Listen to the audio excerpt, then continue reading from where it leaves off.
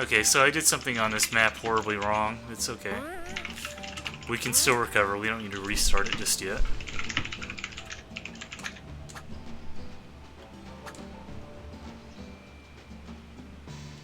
Okay, we're pretty good now. Okay, cool. So yeah, what I wanted to do was go down here and actually, you know... Now I need to go back up and get that door unlocked again so Claire can go through. There's a lot of... Yeah. Go ahead. Oh, okay. I was just gonna say I really don't remember this game or this level in particular very well, but it's pretty. It looks pretty fun actually. Yeah. The whole. I really actually like the dual character control for puzzle rooms like this. It's one of the best usages I think of it. It's very unique to DT3 as well. I can't think of another game off the top of my head that does something quite similar to this. We're going to see some very elaborate screens with this later, don't worry. Oh, and now we're at the top of the tower, so it's time for a lovely boss. I think we're going to want Jerry at first. I don't really remember. So this boss is entirely based around the character switching gimmick. Okay. Oh yeah. So this is Army Eye, and Army Eye is he's an asshole. Is his main issue. Yeah. So. And basically, so the thing with Army Eye is he has like about 4 phases that he goes through where he will switch his weakness, and as you go through that phase, he will put up this little thing that you see here, and this thing is, you know, has collision and will hurt you if you get into it. So you have to bait it with the other character to go to the other side. And Army Eye will also, as you can see, he'll fill up half the screen with a huge explosion that you need to switch to the other character in order to not get hit by. Because, as has been mentioned, as long as you're not on that character, he's invincible. He or she. Let's remember the gender equality, Wafu. Yeah. So what's really interesting about this is that because Claire is missing some of her, like, Army Eye will go through every attack type because you have access to all of them right now, but Claire does not. So Claire is going to have frequent points where she can only bait the shield, and that is her main purpose for the phase. Like right here, he is weak to special, and only Jerry has special right now, because Claire has not been to the Metroid Gate yet. And the green shield tracks the character you're currently controlling, so the idea is you want to get it over there so you can actually shoot it with the other one. It's actually a pretty fun fight when you understand what is happening. Apparently Kefit didn't understand what was happening. Let's not bully Kefit too hard. I like bullying Kefit when I get the opportunity. So, what's probably the most intuitive part of the fight is when you have both characters with an element that you can use, because it's very obvious what you need to do. And, you know, because, you know, Jerry has elemental and Claire has elemental, so you can hit him on both sides. One thing I actually didn't know about this fight when I was gold timing it is his little floor explosion that he does, or one of his, the slow crawling one. It's actually a phase attack. Oh yeah? Huh. Yeah. So he does it when he gets a certain amount of health? Yeah. He'll do it pretty much whenever he does a new phase or a new weakness. Oh. I lost track of who I was controlling. That can happen, yeah. Yeah, Army Eye also does not just like leave you alone while you're doing this. He has several attacks that he will do while you're switching.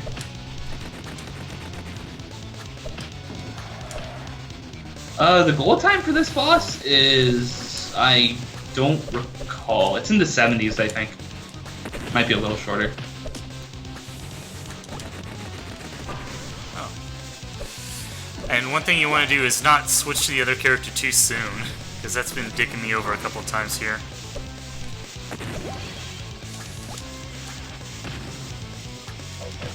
You also use the other character to bait the missiles at the same time too. Because they'll track.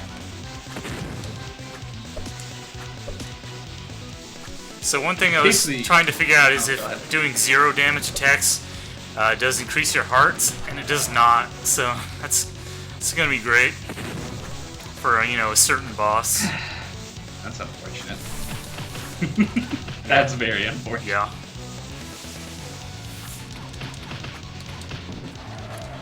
Oh shit. We're good. We're good.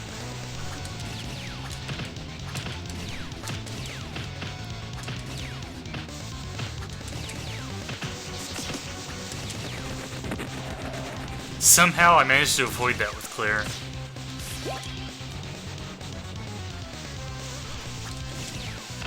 Huh, that was interesting looking. A big thing with the ground explosions is that the hitbox actually shows up and disappears pretty fast.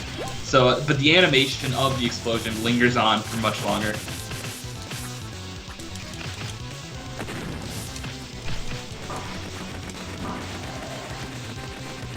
Shit. Again, lost track of who I was controlling there. It happens in this fight.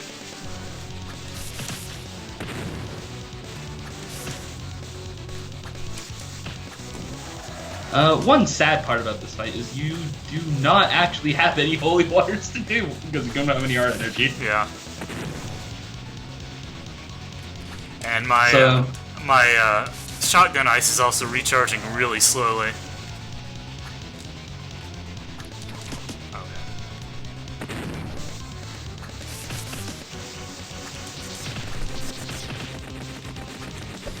And Claire cannot use energy type either, so it's up to Jerry again.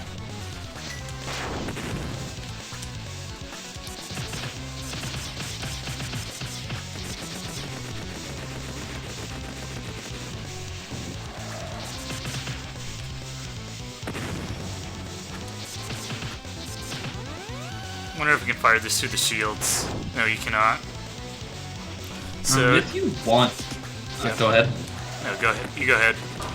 I was gonna say, if God. you want, because the green shield actually tracks your height too. Yeah. So if you jump as Claire, you can have the green shield follow her longer. Oh, and I didn't know it will that. take longer to get to Jerry.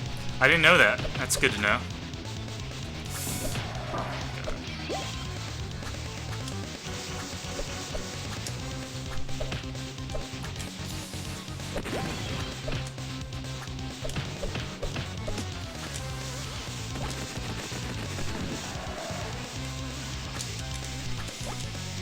So one thing to note, there is a cooldown for switching characters, but it's very short, so it doesn't really affect even this fight. Oh, I didn't hit the button. That was great.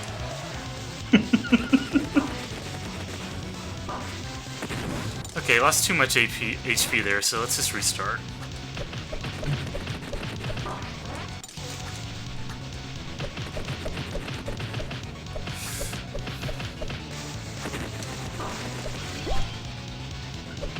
So Army Eye's like biggest damaging attack that will cause you issues is his like room AoE that he does, but everything else doesn't do terrible amounts of damage outside of that.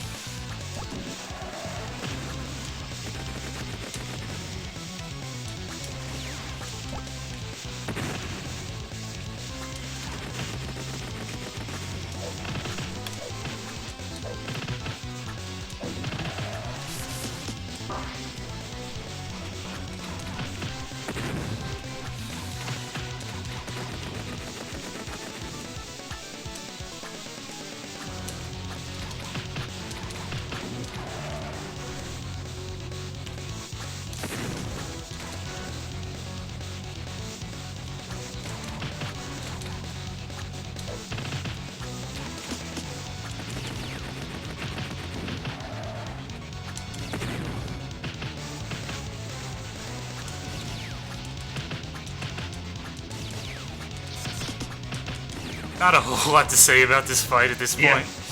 Yeah, we kind of explained everything, really. Now it's just execution, basically. Again, the hardest thing in this fight is keeping track of which character you're actually controlling at any given point. God.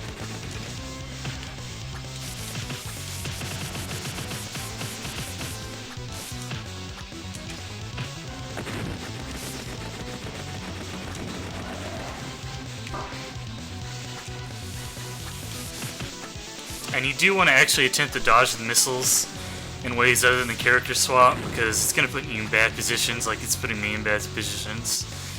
Completely ran out of ammo with both characters there. That was fun. You can actually feel the nightmare creeping in. Oh, it's so sad.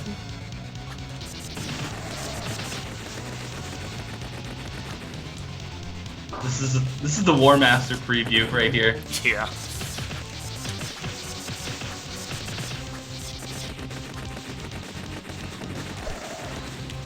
Okay. That was my bad.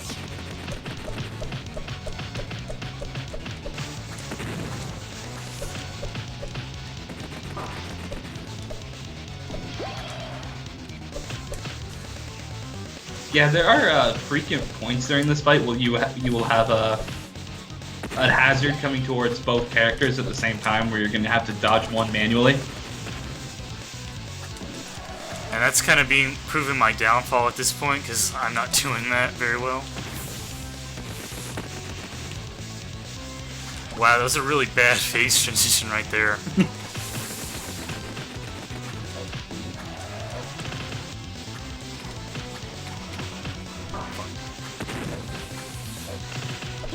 You handled that pretty well. Yeah.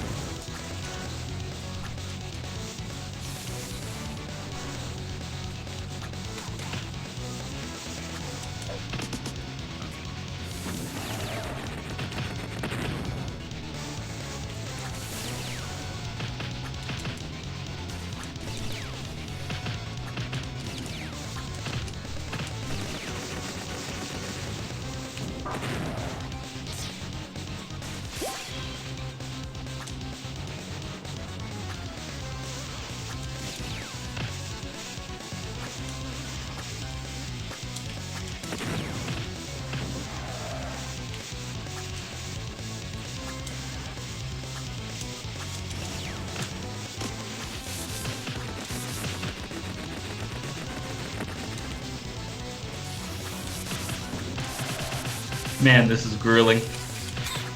The ammo management is proving kind of taxing, really.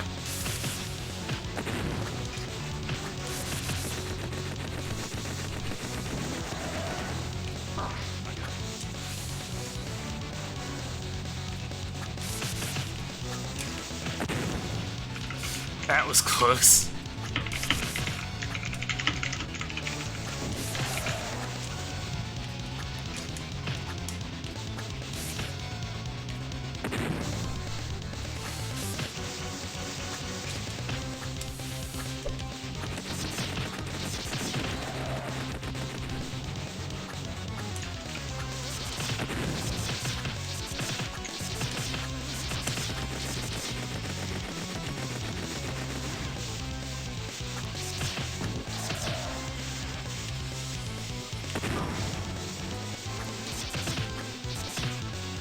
Hit me with a room explosion. That was bad.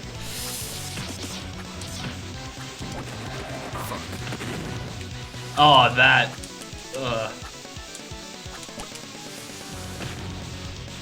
So at the end here, you can hit him with anything. You probably just want to use bombs to keep it simple.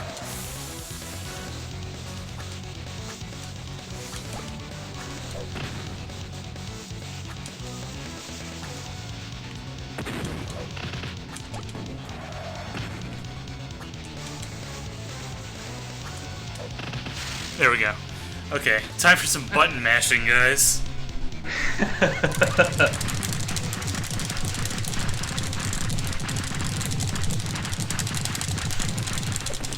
Ah. I'll get that achievement one day. I actually didn't realize that, smashing the analog stick also counted. Oh, it does? That should make that Yes. easier. And I hope something didn't just screw up my PC, because I heard the USB removal noise. Is the stream still going okay? Nothing's happened yet. Okay. So, you briefly have both Jerry and Claire on the screen in a state you can't see them elsewhere. I guess that's worth mention. But we're done with that. So now it's time for the Bubble Bobbles to help us out with bubbles and bobbles. Oh, so dank comment from the chat, by the way. You might like this one. Yeah? Does anyone else agree that Jeremy is basically Hayate?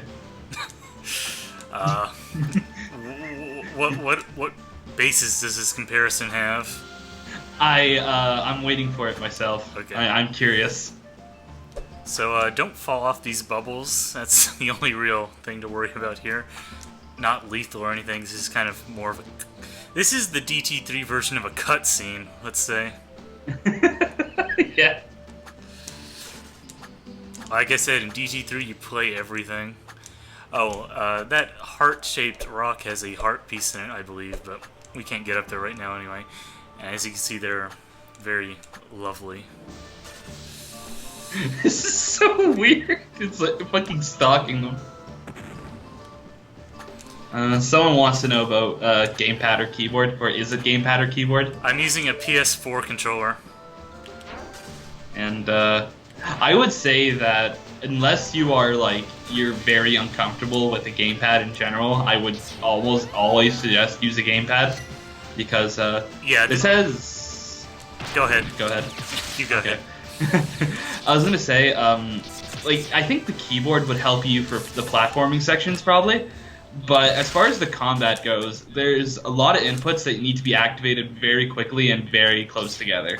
So you'll probably have to break your wrists in order to make it work on a keyboard. Now, people have beaten this entire game on keyboard, so it's certainly viable if you want to do it, but the game has a lot of inputs at once, and some keyboards might actually not be able to handle that, so that's something to keep in mind.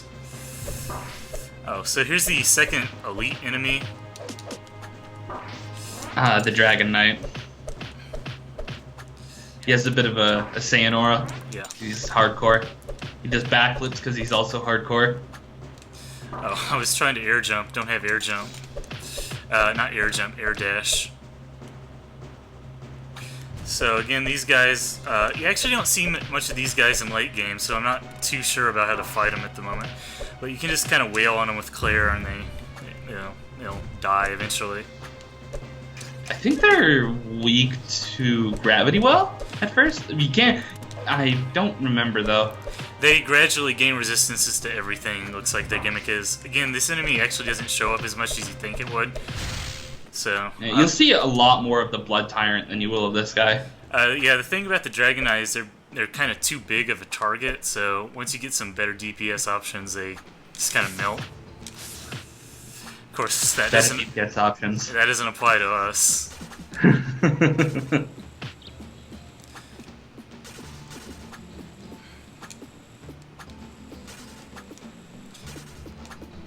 And there's some cheese. It does nothing, but it's cheese. So I find these Sparkies surprisingly difficult to hit. I'm just gonna ignore them because there's nothing over there but health. And I can just refill my health by killing myself in this game. Okay, you just did the ring puzzle or the ring challenge there just because for cheese. Well, I mean it was right in the way. I figured I might as well. So yeah, this whole area has got a lot of ring puzzles. Let's see what's down. Oh, that's another area that's blocked off by, let's see, a plot barrier. You can't go there for quite some time, like end game quite some time. We compare this game's progression to that of a JRPGs a lot, and it's not too far off. Like, you have this whole huge overworld with a lot of places that are closed off at first, and it gradually opens up. And another cutscene I can't skip. I really wonder, like, what makes you unable to skip a given cutscene. Oh, by the way, I forgot to ask. Yeah. Are you gonna do Are you gonna do the full version of the RPG Gate final boss? I did it once. I'll see how many questions I remember, but maybe not. It depends.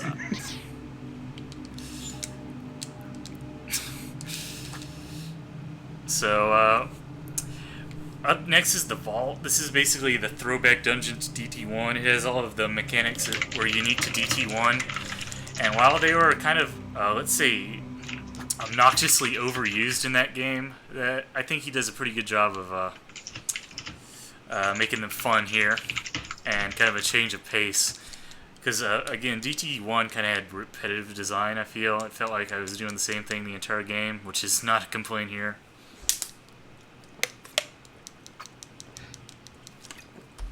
How long is DT1 anyway? I'd say probably maybe like 10, 20 hours. Very short compared to this, but fairly long. And the enemies here have a gimmick where they kind of change their resistances, and at the start of this, due to plot reasons, Chow is not with these, so you cannot scan them. Oh, and you can see Claire standing on some lovely text right there. So, the vault is probably, I would say, one of the single longest dungeons in the whole game. At least non-gate, for sure. It's kind of treated as a gate by the game. Yeah. Double kill. Shit, I fell off. There's some sweet lore going on in the top left. That was a pretty embarrassing death. We're going to pretend we didn't see it and just walk ahead. And this is one of the areas where there's going to be a lot of text happening at the same time as the gameplay. You can't advance that any faster than it is. It actually gives you a nice message when they shift resources, which I guess is friendly enough. Multi-kill. So the enemies in this place, as you can see by the text, their gimmick is that they will indeed, the more you hit them and fight them, they will shift their resistance a stage to the right. And they're based on Claire's abilities, so they're not going to go into anything she has no way to attack with. Oh. I completely failed to notice that thwomp. Gonna try and conserve heart energy here, because, you know, it's Nightmare, we gotta do that. Oh god.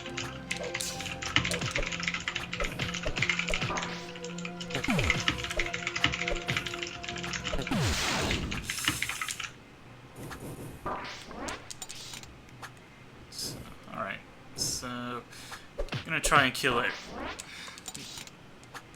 Gonna try and conserve heart energy, as I was gonna say, but these guys are a little bit dangerous with their projectiles, which are actually kind of hard to see. So let's just having knife weakness is actually pretty optimal because we have the special for it.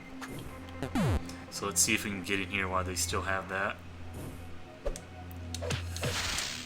Okay, we can't. Double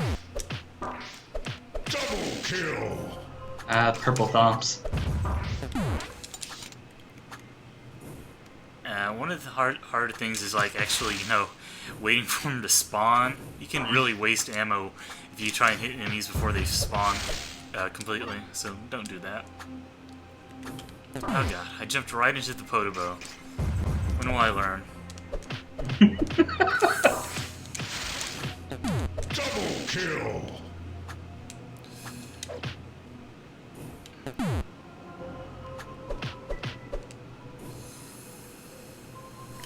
So this is probably the first combat area that's not a boss that has been hindered extensively by lack of ammo. So if you're wondering where Nightmare was gonna get nightmarish, this is where.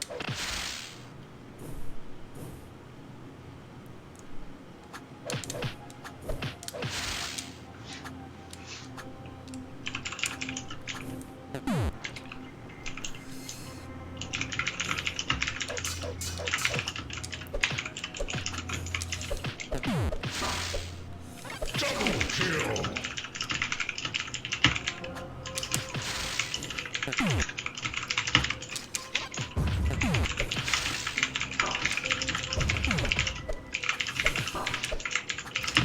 Okay, so I died immediately after clearing that kill room, but it'll stay cleared. So we're good. We're all good.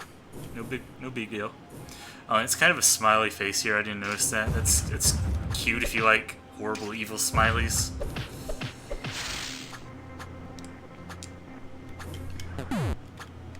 So yeah, like I said. Also, go ahead. by the way, Yeah. I believe people have translated the, or not translated, but decoded the hex code in the background. It's It's just like various edgy shit that Hex says to you. Oh. The saying he's gonna kill you and your family and stuff like that. Nice.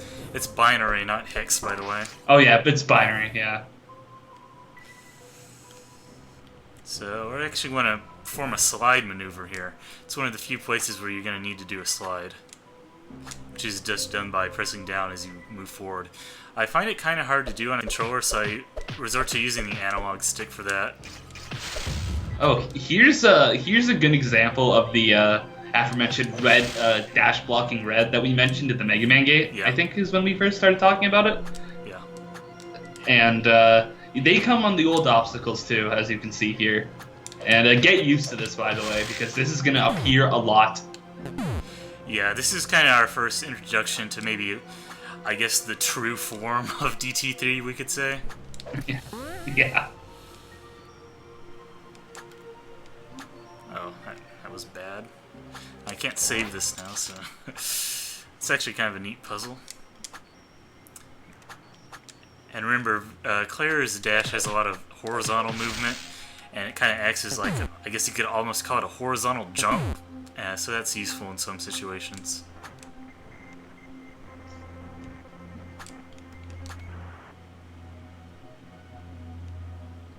Oh, and we're gonna pay some attention. Yeah, I like to call this the DT1 gate, by the way. Yeah. Because it pretty much brings up, you know, so many of the old mechanics. And we're gonna find one particularly very fun one later. Oh yeah. It actually is pretty fun in this game. It was not fun in DT1, let me say. I played through all of DT1 back in the day and was not impressed with it, so imagine my surprise when I played this. Okay, here's another kill room. Oh, I did not realize there was a blood tyrant in this area. That's fun. It's a good thing you're Claire. Yeah. Oh, did you see that sick combo? Wait for it. I'm waiting for it.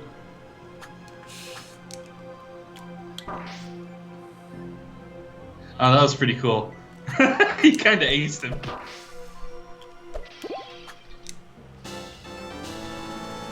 So this is what we need to wake up Jerry back at the start, because, you know, he's a hard sleeper, as Claire said.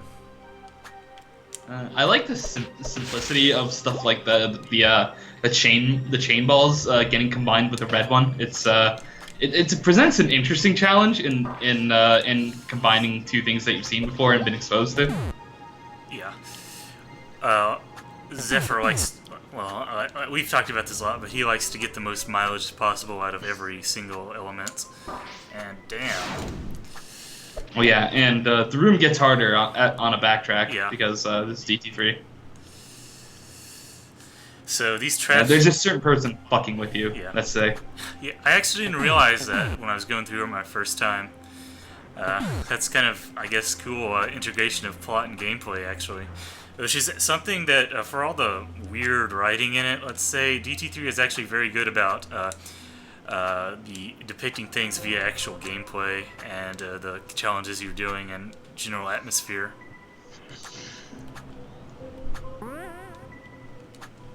And yeah, you can actually see Hex pop up from time to time. I did not notice that my first time through. I actually had the thought that I think actually Zephyr could make a really good like 2D horror game if he wanted to. Oh yeah, there's a few places throughout the series where he kind of dabbles in, let's say, kind of a survival horror sort of vibe. We'll see a couple of them in DT3 as well. It's honestly pretty atmospheric for, you know, being sprite rips and all. Yeah.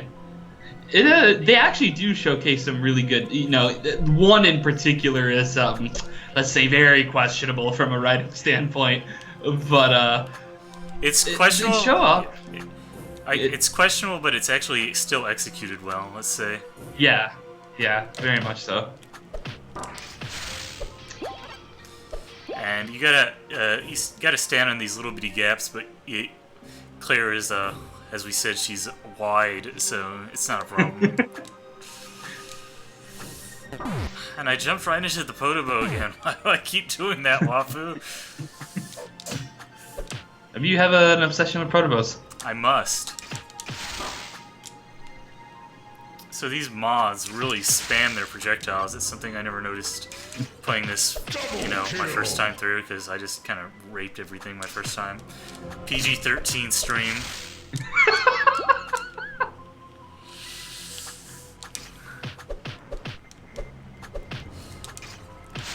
But it's actually kind of fun fighting these guys while preserving ammo. I don't know if that makes me broken inside or what, but I'm finding it fun. Killing spree. And the Unreal guy is kind of not paired with the atmosphere here, but that's okay. Okay, so some bad things happening. Is the stream still going? Yeah, for now. Okay, so we're gonna ignore those noises we heard. It's got a bit laggy briefly, but it seems to be fine. Okay. I have like a million USB things connected at once, and it kind of overloads my PC. So you want to leave this... What? Spidey said that he heard the USB cucking. Okay, yeah. It's okay, we're gonna assume I was not cucked in any horribly fatal fashion. You want to leave this guy, what is this guy? This is the guy that comes in and takes Baby Mario and Yoshi's Island. I forget the proper name, but you can jump off him. You want to leave him alive. We'll see why in just a little bit.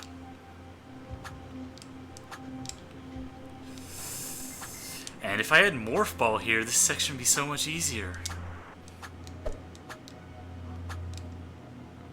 Oh, you're gonna actually get to play through the whole game with Spring Ball too. Oh yeah, that'll be fun. See how that changes. So originally this game did not have a Spring Ball mechanic, but Zephyr added it in the recent patch, and it seems like it might make a lot of the platforming with Morph Ball easier, because otherwise you just have to do bomb jumps. The Spring Ball is a worthless piece of shit. Let's just call it what it is in Super Metroid. But in DT3, I think it'll actually be pretty useful. It's been so long since I played Super Metroid, so I don't know if that's true, but I'll take your word for it. Well, you gotta go really out of your way to get it, and it basically doesn't really help you anywhere, so I just think it's pretty useless there.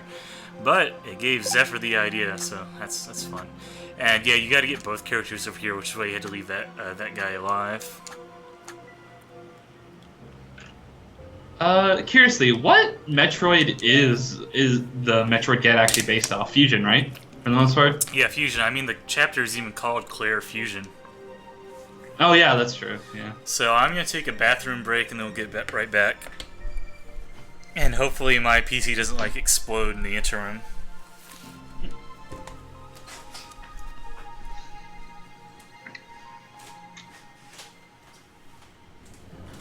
Dude, piss off. I never played Fusion.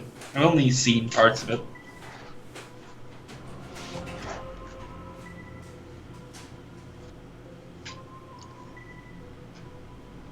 I'm not gonna entertain you. I don't feel like entertaining you.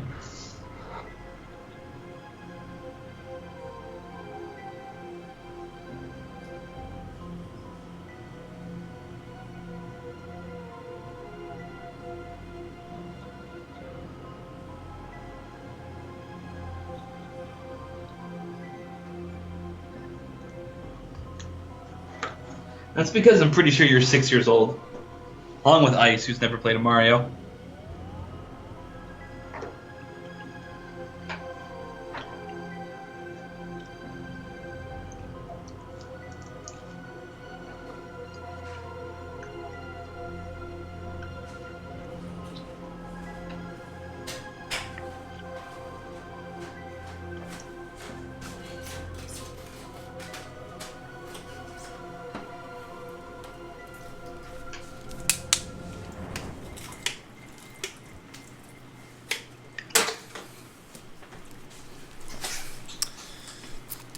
Alright, so it's totally light outside now, which I didn't realize it was this late or early or whatever you want to call it, but we're gonna keep going, and I noticed we've hit over 10 hours of playtime.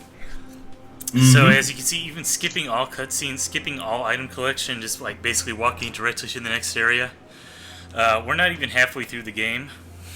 So, and we're at 10 hours. So this game is long. It's not. We're not exaggerating when we say that. And we're kind of, counting for the spaghetti. But I think like a first playthrough would have equal amounts of spaghetti that I'm having. And I'd say more spaghetti, to be honest. yeah, probably. Thank you, Hex. Oh, I guess this is the first dialogue we're seeing from Hex. Hex is basically the main villain of the DT series as a whole. He is, well, there's no other way to say it. He's an evil clone of Jeremy. And,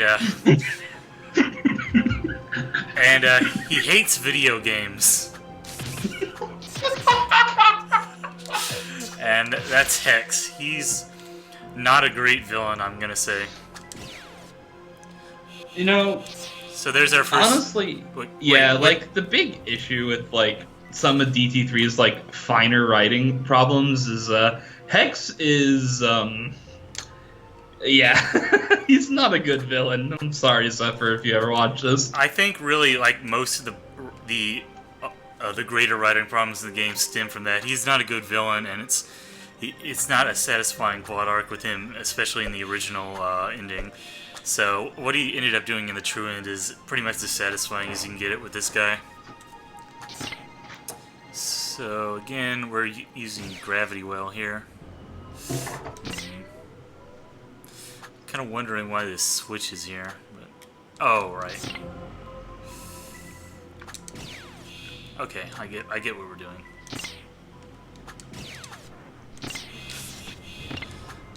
I don't know how I did that the first time I got through here, but I'm pretty sure it was not what was intended. What I just did was intended. So as you can see, the Gravity Well is very useful for taking out these things, as well as the Ricochet on the shotgun ice. So it's kind of neat how he repurposed those as both like tools to solve puzzles as well as actual weapons. Wow, that was cool as hell looking. Yeah. I don't think I did that when I first did it. The intended way is actually much cooler than just spamming to get past there, so that's cool. So let's see how we're supposed to approach this one, shall we? Pretty sure we're going to use both Jerry and Claire. Also, for those who missed it slightly, there was a little bit of text underneath the platforms. You might see it again. That said, "Your pain and suffering will bring me joy." Yeah, that's the level of writing we're working with for Hex, let's say.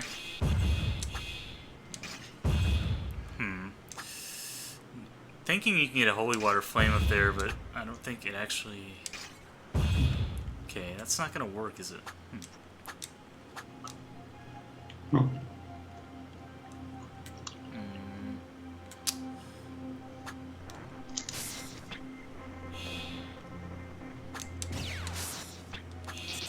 Oh, you know who he reminds me of, Hex? Who?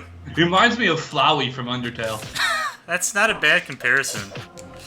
Which, is kind of a problem, but it is what it is. So, okay. We don't actually need to activate this, but why don't we see how we can do it? Okay, so you end up being kind of good at judging how far the gravity well travels by the end of the game. That'd probably be hard to do as a first-time player who's not used to its trajectory, let's say. And it's actually kind of hard jump to get over there. Oh, no, it's not. You just dash with Claire. I'm actually still not very good at judging where you have to dash with Claire and not just do a jump because, you have double jump and air dash for much of the game after or all of the game after this, really. Because, spoilers, we're getting air dash here. Well, the air dash is it's a magical thing that you're gonna never want to live without after. So here's an anti-dash field. Oh god, what's going on? Oh yeah, here's Wafu. Behold the true male ideal body. Oh, we have to actually kill it.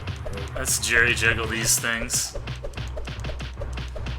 Oh, this is actually reused in the fight later, huh?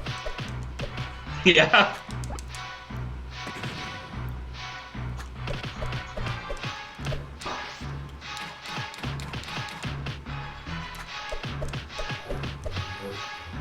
Goodbye, Wafu. We'll see you again later.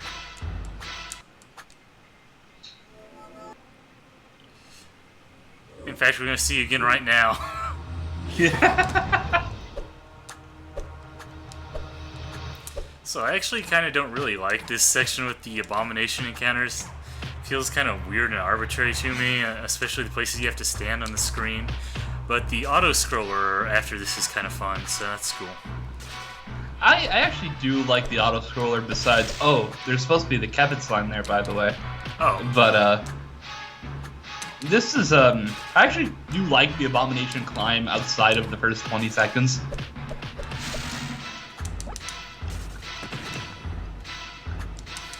yeah, there's one play. Usually Zephyr is very good about not wasting your time on retries in this game, but there you just kind of have to wait 20 seconds every time. It's a weird kind of oversight, almost, I would say. Yeah. This so I never figured, does even doing damage to the abomination here do anything? I never figured it out. I don't know. I was doing it because I figured I might as well. But yeah, I don't really like this part either. It's very strange and like you don't really feel like you're doing anything, and it's just you just kind of sit here and dodge obstacles while lore happens in the background. Yeah, like it lacks a sense of accomplishment, is what it is. You don't really know what you're doing or if it's having any effect at all. While you do this, dank quote from chat from Spidey, 24 megabytes per second, Lord and Savior himself. Oh yeah. He says, if Wafu is Hex's greatest creation, are you Hex, Noogie? Basically. I'm basically Isn't- Hex in real life. I thought it was supposed to be that Hex was Terror. Hex is a lot of people. Oh, those can actually drop hearts. That's good. Wafu, Fucking you're... hell. I'm gonna get that, don't worry. Thank you.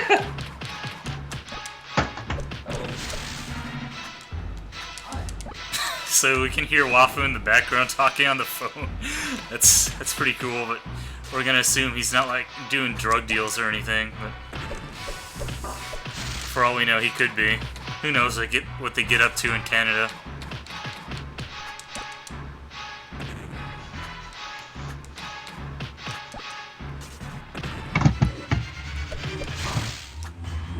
Right, so I have returned. So the final boss theme from I Wanna Be the Guy is playing right now. This is kind of Wafu's theme in general throughout the game. Wait, do you not have, do you have Wafu mode enabled? No, not at the moment. I was gonna do that when we actually fought him for real later. So these guys... Those guys are a bit annoying, because they bob off the bottom of the screen. And I got killed by the flames, that's great. So yeah, this section takes fucking forever whenever you die, so my advice is not to die. Yeah, agreed. Just don't get hit. Yeah. So I don't actually think damaging him here does anything. We're gonna keep doing it because it's fun. Gonna beat up on Wafu a bit. My tentacle hurts. Please stop. Okay, you know what I'm gonna do? I'm gonna turn on Wafu mode. There we go. Yes. My reward. Yeah, this is Wafu's reward for getting all golds in the gallery. How much of a reward it is, I'm not really sure, but, you know. God damn it, these things keep hitting me. I'm gonna try and kill him with the dagger special, I guess. That seems like a better idea than what I've been doing.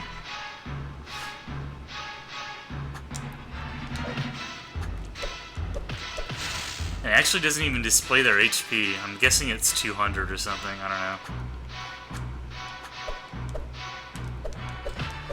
So yeah, this is entirely scripted. You don't need to do damage to it.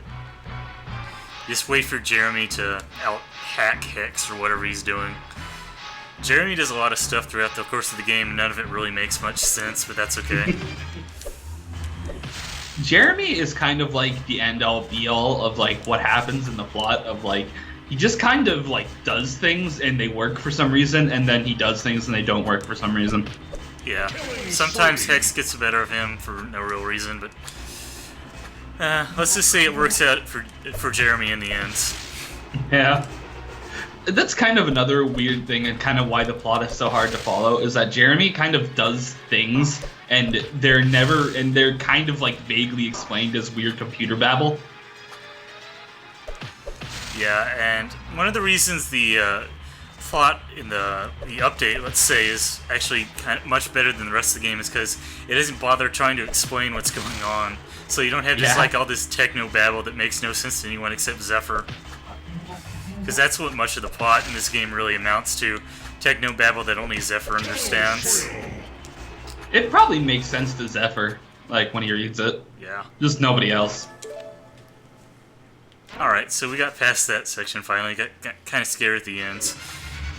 And here's the vertical section, which I do. You know, I think did he actually change that last encounter? Because I remember fighting more of it. You are breaking up. Am I? You're getting distorted. Oh, you're better now. It's okay. It's okay. We're good. And I think he actually sped this section up too. That's cool. Actually, yeah, that looked a lot faster. Oh shit, what do I do? What do I do here? I reset, because...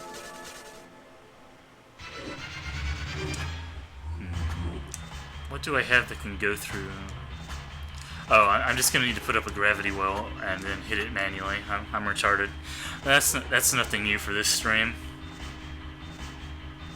Also, one hilarious thing about this when I saw Kefit stream it is he didn't realize that you could get up on the arms as soon as it started. Oh. So he just sat there in the middle like a turkey. Okay. Like a turkey. That's an interesting description. Yes.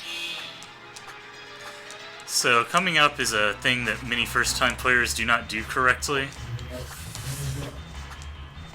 More than any first-time player does not do correctly. Yeah. And we'll see if we can get there in time. Okay. First, we want to...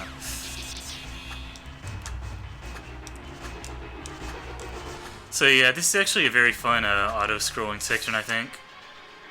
Yeah, I agree. It's it has the appropriate amount of tension. Yeah. And you're actually all filled with mechanics that you've seen before. And if you're not either doing jump, you're either doing platforming or some sort of meaningful puzzle all the time. It's not just you're waiting around for the abomination to fly up at you or anything. So, by the way, that arrow pointing at the wall right there is the thing that we mentioned that everybody gets wrong.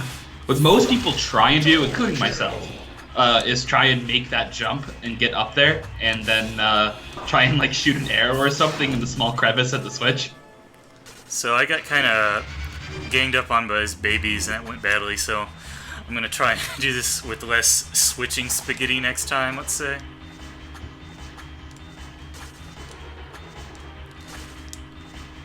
Because, as you can see, after playing this game for 70 hours, I'm still pretty bad at switching. Oh god, that's... And you don't want to touch those tentacles, because they will do what tentacles do, let's say. Yeah. Well, I already said rape earlier, so we're not fooling anyway. I was gonna make a really, like, bad joke about they do bonus damage if you're Claire, but... Damn, Wafu. That's vulgar. That is I don't want to go there.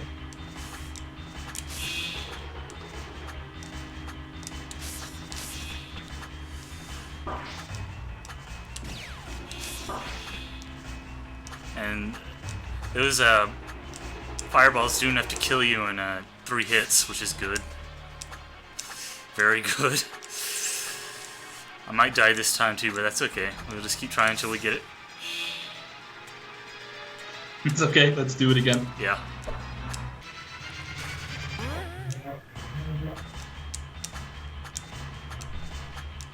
It's so much easier to just do shotgun ice.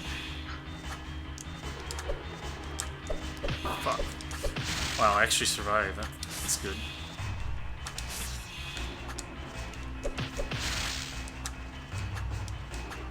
shit. Oh god. This is going badly. Ah! Okay, wait until you see that death. You're gonna love it. No! So much spaghetti right at the end. Ugh.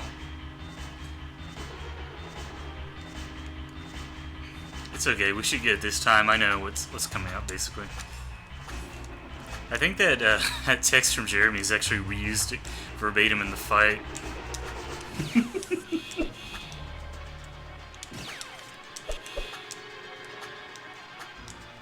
Give me just a second. I have to get a drink really quickly. Someone's calling. It's okay, we're not doing anything we haven't seen before.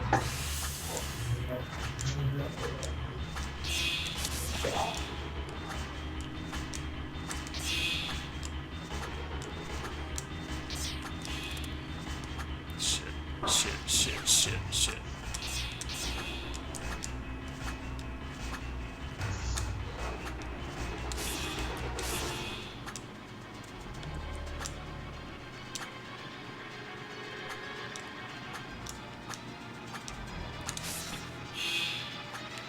So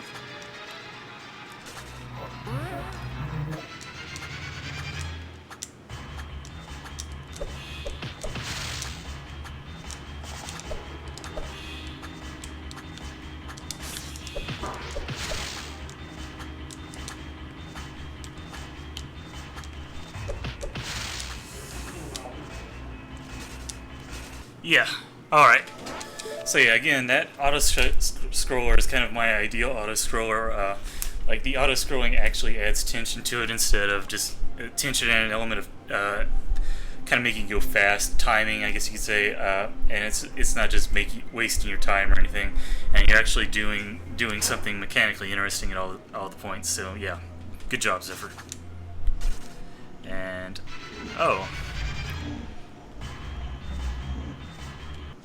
And I got eaten by Wafu there, so that's cool.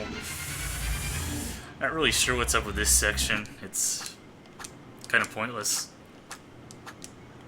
But hey, we're past the abomination. I think Zephyr did remove one of the encounters there, which is good because that encounter took forever and was kind of very odd about where it spawned you. So let's see what we're up against now. We want to go back to Belmont, I think. Yeah, let's. So these guys kind of act like Booze and Mario. And actually, let's show off the charged shotgun ice. I think that'll wreck this guy if I don't, dash into a pit. But so I didn't think to use any sort of vertical item here my first time, but okay, they're weak against energy at the moment. There we go. Let's see. Oh my god. Huh. So this is a bit harder than I remember. It's cool. We'll figure it out.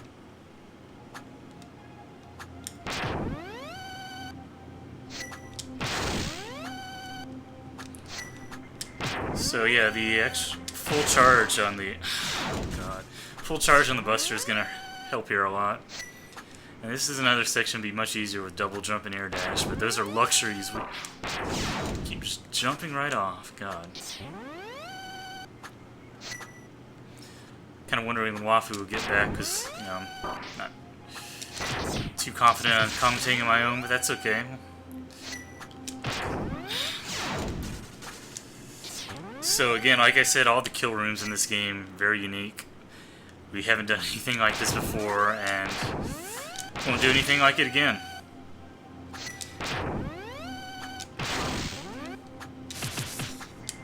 Oh, and the resistance shifts actually persist between iterations of a screen. So if I died now, they'd still be weak to whatever they're weak against at the moment.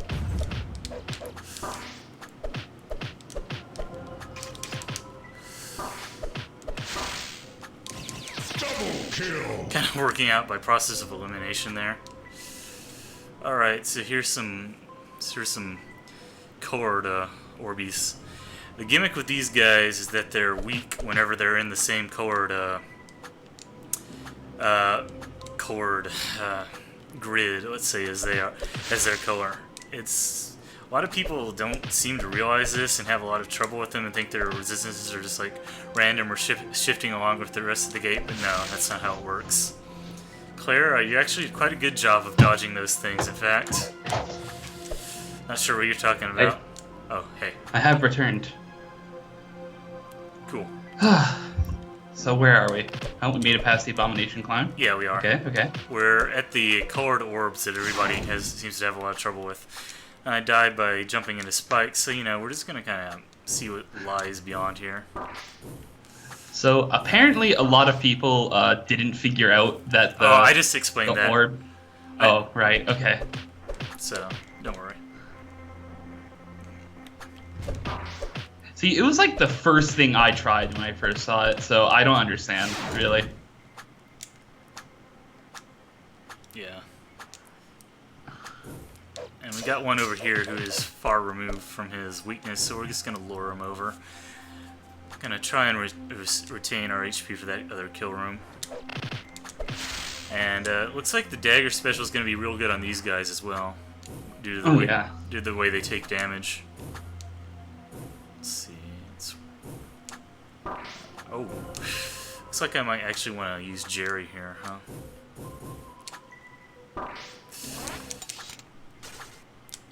I was sticking to Claire for whatever reason, but it looks like Jerry's going to be the better choice because of his hitbox.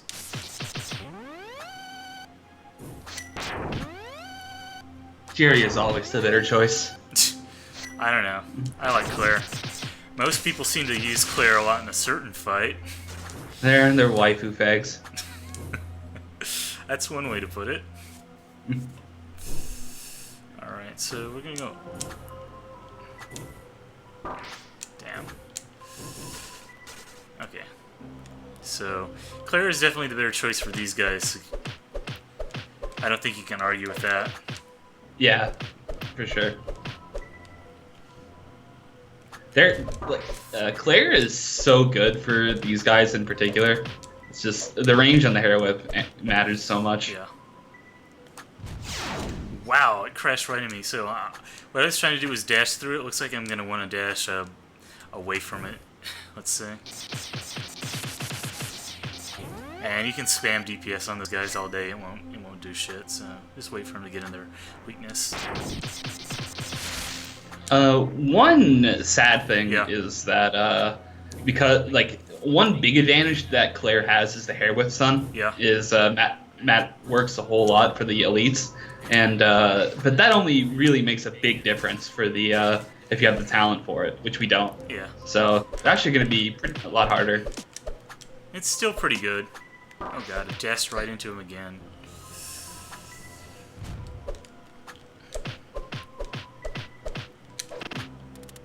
This guy has an extendo sword. Might remember that from Sora no Kiseki the Third. Kiseki. Oh god.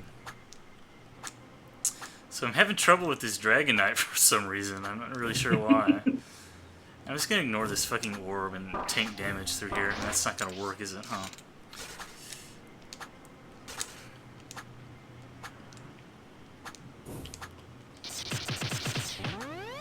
I'm not sure how I feel about having this orb at the start here, because it kind of makes you waste a lot of time.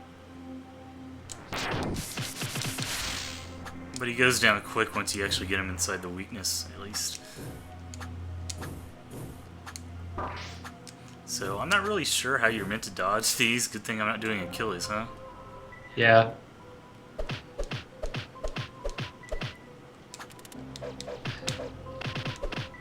Yeah, that does look pretty hard, actually. I'm not sure what the timing on that is. Obviously, you don't have to tank damage on anything in this game, but sometimes it can be hard to figure out what exactly you have to do to not tank damage.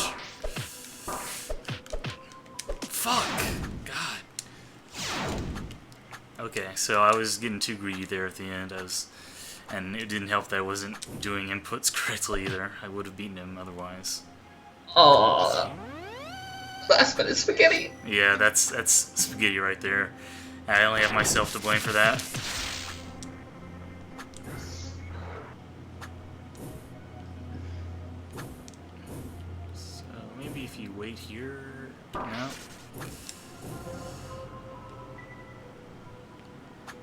I am actually pretty curious to know what Yeah. the correct solution for that is. I'm not really sure.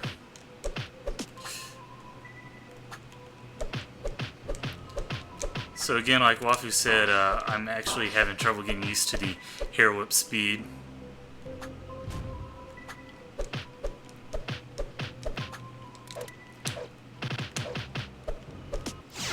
Oh god. This is an interesting fight to have trouble with, I must say. The Dragon Knight Cuckery. It's okay, we'll get past him. He's no big deal. He's just a Dragon Knight. I think I actually do want to go in there with Jerry and fire some gravity wells just to get some extra DPS right there at the start.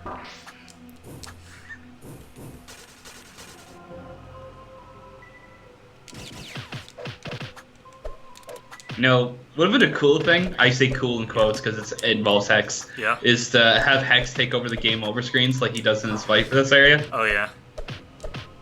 That would have been neat. As neat as Hex can get. Yeah.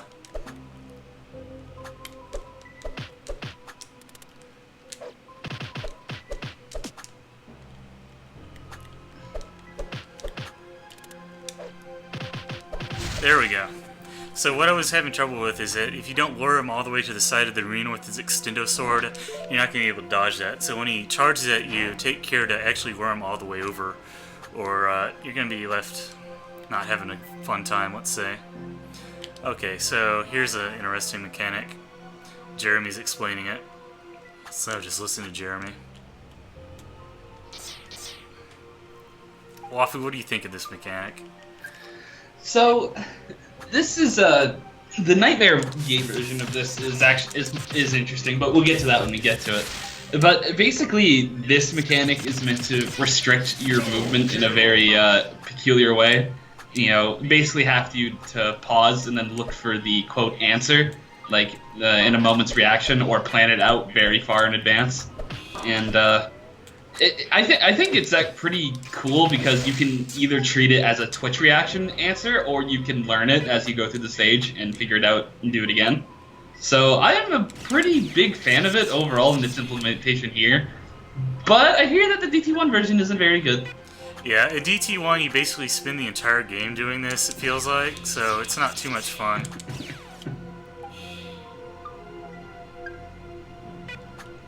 Okay. And you can't dash here for whatever reason. And it's the timing, or the timer, I should say, is pretty forgiving on the first time you're introduced to it. But oh boy, does this this does not stay the same. Yeah. And it does so much damage it kills me instantly at that HP, but that's okay. We're just gonna move on. So yeah, if you miss the color mechanic, then you get You get destroyed. blown to smithereens. Actually, I'm gonna see what this guy's weak to. Oh right, you can't use Chow in here, huh? That's because Chow isn't here.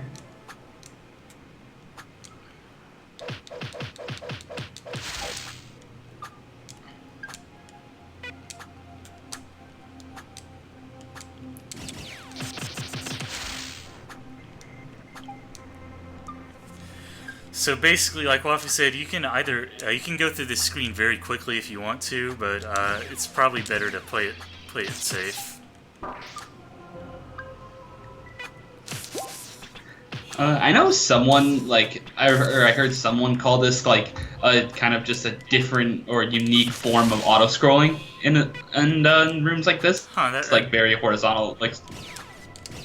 And that's not wrong, in a way, and it's a good way to describe it. It's a valid way of looking at it. It's like auto-scrolling where you have to provide the scrolling, and I just jumped right off into a pit. And that's sad.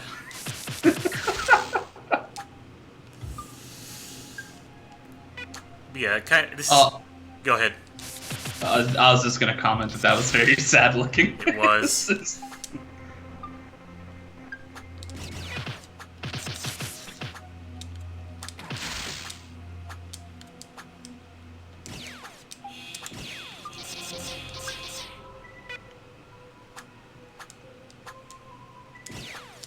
But what's interesting also is one of my favorite versions of that you see this gimmick used in this game is the puzzle room that comes up later in here.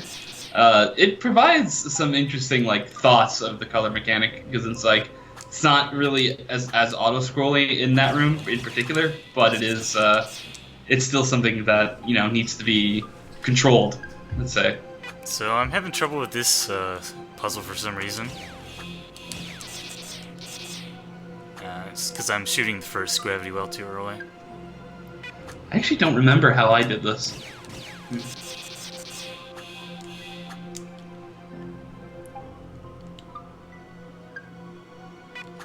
And you do get both some audio. You get some audio cues for this as well. So.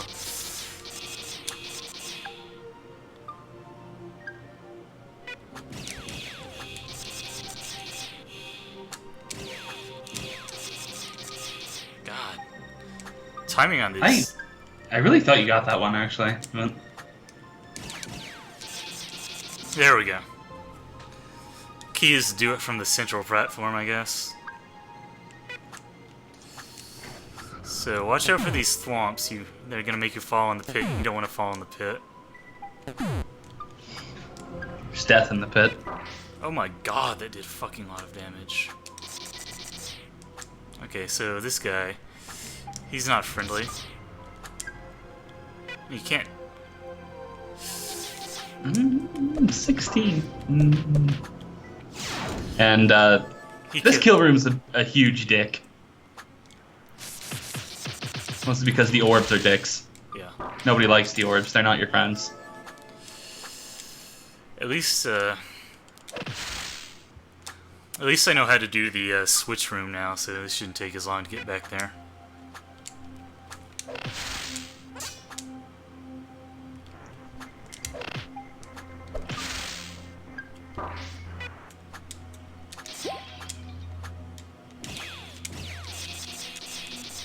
Yeah. So I'm actually going to wait for it to shift cycles so I'll be in a good position when I get there. Like we said, this is an auto scroll that you control, so if you don't like the cycle you're on, just wait for the next one.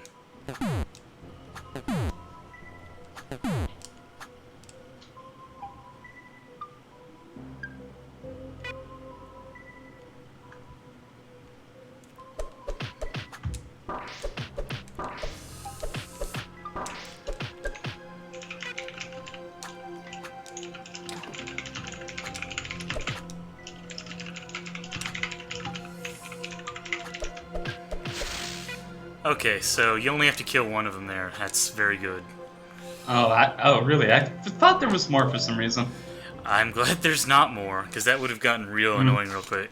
I think the best way to describe the difference between DT1 and DT3 is that in DT1 there have been a lot more there. Oh, so we got a good hex line there. Existence is a problem.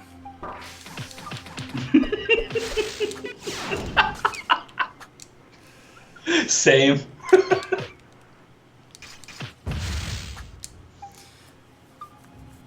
So you can see how much damage this gimmick does if you do not do it correctly. So do it correctly.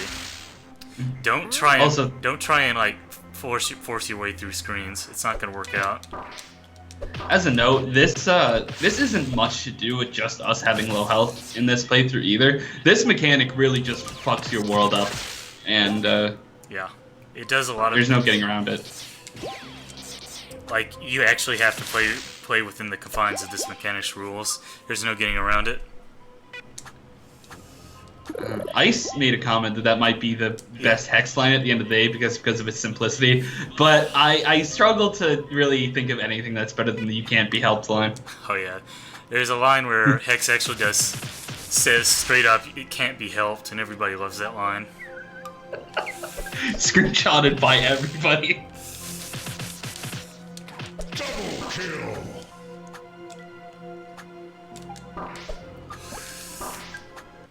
Oh my god, that was bad. What are these guys even weak to at this point? I can't tell. Oh, energy, okay.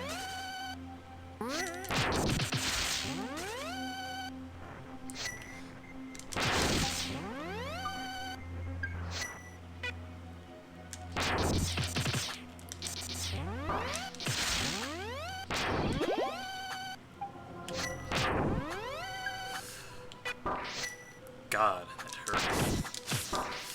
So we're gonna restart there because I didn't clear this out properly beforehand.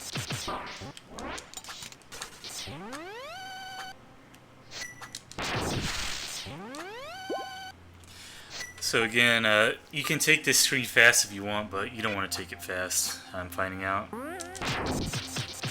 Oh yeah, the enemies make you so that you'll probably have to stop and kill them.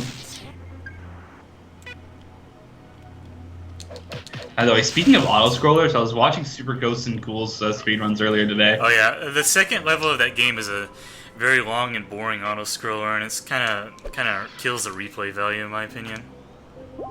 It's actually an abomination ever made by humans. It's it's the worst thing.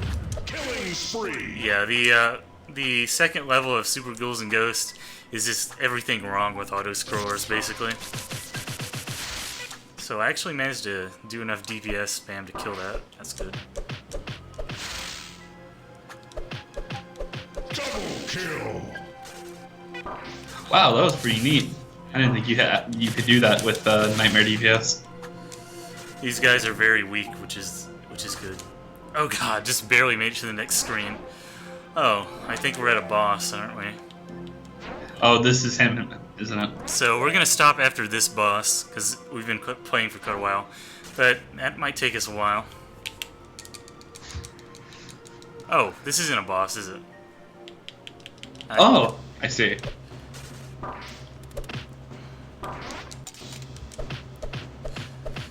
So we have to fight both elite types at once. Not as bad as it could be, I guess. Well, it's not as bad as it will be, let's say. Yeah.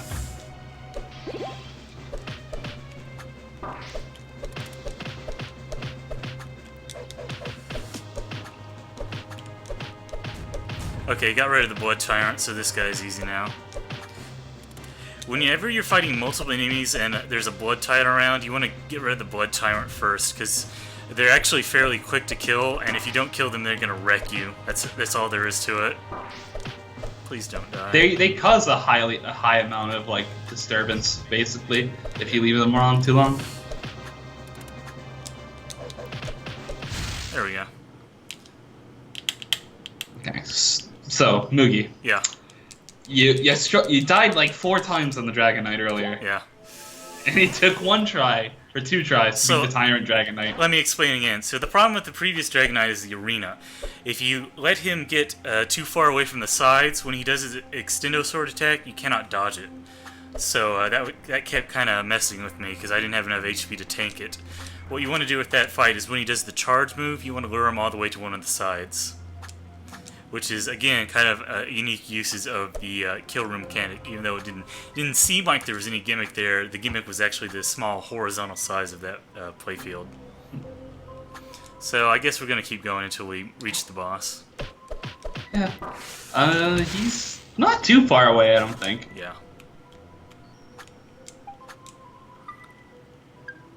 I think I want Mega Man for the DPS it gives me against these guys. I keep forgetting I have dash because it took it away on that one screen. Oh god, where's the... Here we go. I think the dash only stops getting taken away from you sporadically after the RPG gate. Yeah. Double kill.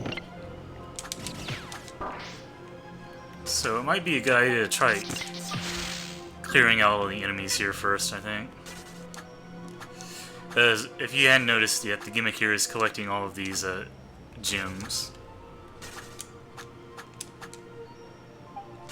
Oh. And I'm bad at jumping, apparently, so I just fell off in a pit. That's okay. No!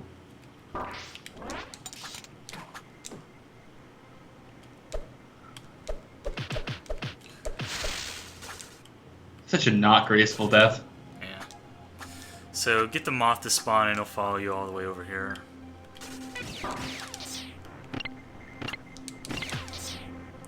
So them being on special is bad, so I want to, there we go, I want to shift the resistance.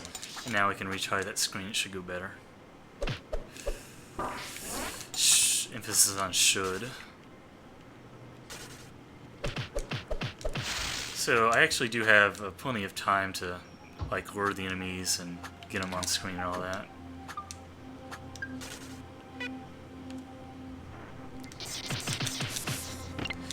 Weak against elemental, that is great.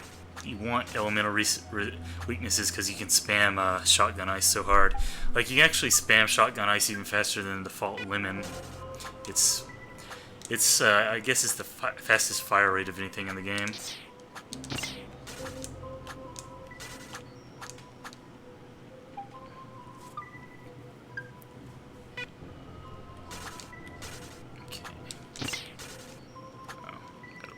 Blue guy. Let me get that. So you can kill these without being in their proper thing. It just makes it, you do a lot less damage. As you can see, I've got this absolutely pathetic nightmare DPS at the moment, but it's okay.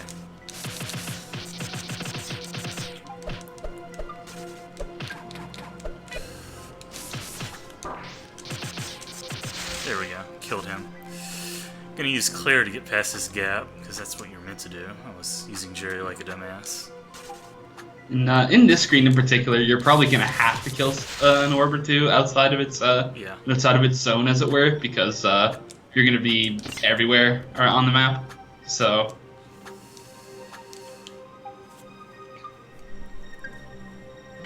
And he's pretty generous with the placement of the color zones, so you're not in too much danger. As long as you take it slow. This is one of the maps where you want to do it methodically. Like, be aware of what you're after and how to get there. And okay, red. I can make it to red.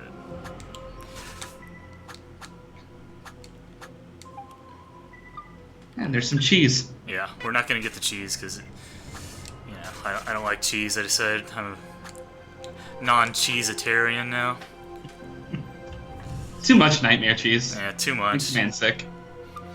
I think the cheese has kind of gone bad at this point. Yeah. There we go. And you can fall in this pit here to activate them all at once. It's kind of cute. Okay, here's Hex. I guess I'll give the fight a couple of tries. If it's taking too long, we'll come back to it tomorrow. Well, I say tomorrow, but probably within like the next 24 hours. Okay. So this is the first fight with Hex. Yeah. Spoilers. There are more. Like I said, Hex is basically the main villain. He's a recurring fight. And this is the more cinematic version. All of his fights are pretty cinematic, but this is probably the most cinematic, where the object is to, as you can see, that his health bar doesn't move because you're breaking the chains off him. Anyone can imagine where that's going to lead to. Big plot twists. And his first phase isn't nothing too bad. He just throws some aimed lasers at you with some purple projectiles. You really, really, really want to use Jerry for DPSing the chains, though. I will say he can hit all four. Do not use Claire at any point in this fight for any reason. It's not a good idea. Yeah, no, honestly, yeah. And the chains share an HP pool, so you want to hit all of them at once if possible.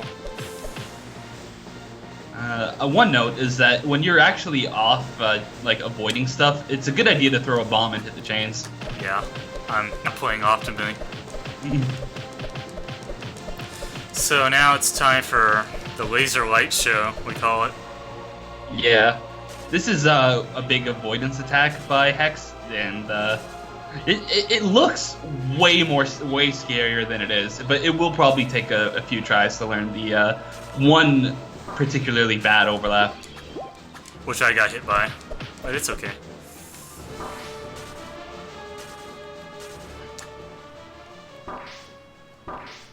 Damn, not doing too good. It's okay. Yeah, the secondary it's part of the laser show, I actually find much easier. I got kind of thrown off because I thought it was over and I went down there and forgot to dash. But it's okay, we know that now. So every time you go through one of Hex's phases, he adds a laser to you. or to his aimed cycle. Oh, that was close. Oh, that was unfortunate. Yeah, I didn't. The laser activated quicker than I thought it would.